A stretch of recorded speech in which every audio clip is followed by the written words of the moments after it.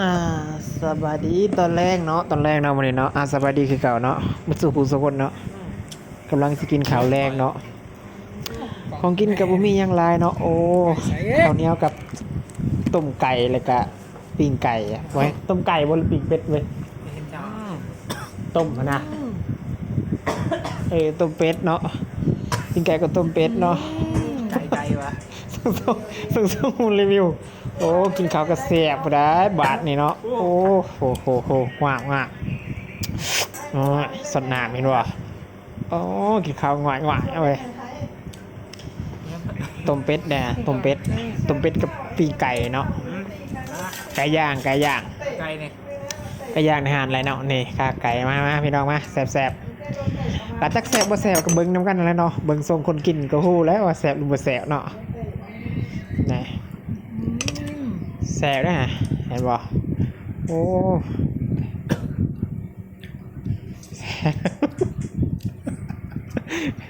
เป็นกินแซ่บโอ้โหวันนี้มาโซ่อีกแล้วมาโซ่ขาไก่หรือปีกไก่นี่แหละประมาณนี้แหละมอกะอีก2-3 มื้อมันก็เมื่อบาแล้วบ่น้อยๆนี่จิเมื่อปะเลยนี่มาโอ้มากินข้าวนำกันพี่น้องมาสำหรับไปแต่ยังบ่ได้กินข้าวแรงเลยว่ายังเนาะก็มาผสมคลิปเอาได้เนาะนะโอ้เจ็บบังพริกคักเนาะ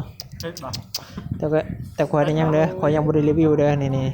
ให้โมนี่โมเสแดงรีวิวก่อนเนาะคอยเดี๋ยวรีวิวตำล้างเนาะเดี๋ยวจะน้อยเนาะนี่อาการพากนี่กับพากแบบตามสไตล์ของตัวเองเนาะบ่เคยเนาะมือใหม่ผมสั่นซะนะโอ้สดแบบสุดที่1แบบสแกนสุดที่2เนี่ยโอเคถือว่าแซ่บเนาะโอ้การกินเนาะส้นนะเอาเนาะในเมื่อลูกค้า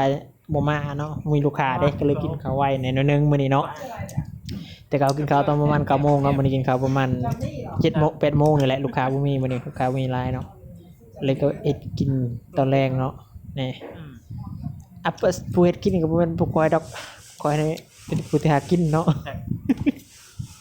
ผู้กินต่างหากเนาะนี่เนาะ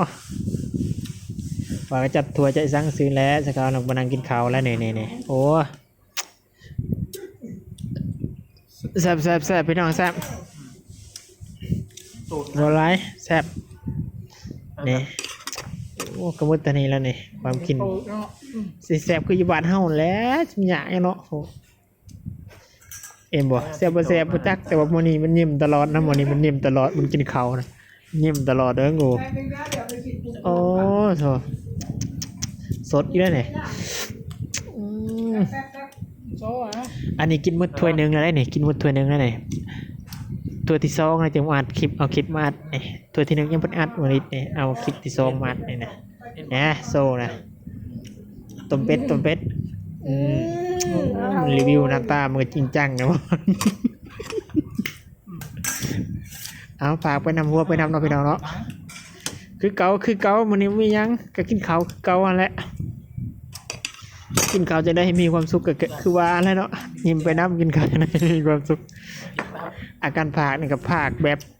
มันจะเบาไวเกินไปนิดนึงเนาะ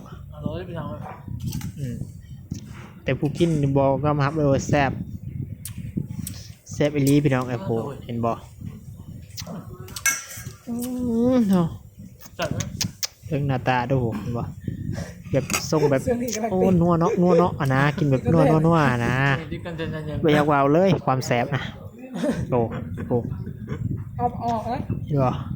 แซ่บขนาดบัดเนี่ยเขาก็มืดเลยได้เนี่ย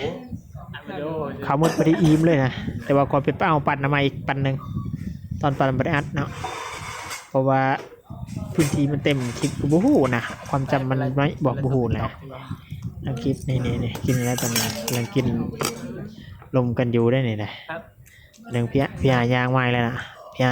เป็นเซฟเราเป็นเซฟนะเรามาเบิ่งมาทำเนี่ยโมเดลแนวให้เราบอกโอ้มือไม้อัดคลิปนะพี่น้องเลยโอ้นี่รีวิวอีกอันนี้รีวิวตูดไก่รีวิวตูดไก่โอ้รีวิวตูดไก่พี่น้องเลยไม่ยากว่าวนะมือไหวนะรีวิวตูดไก่เนาะ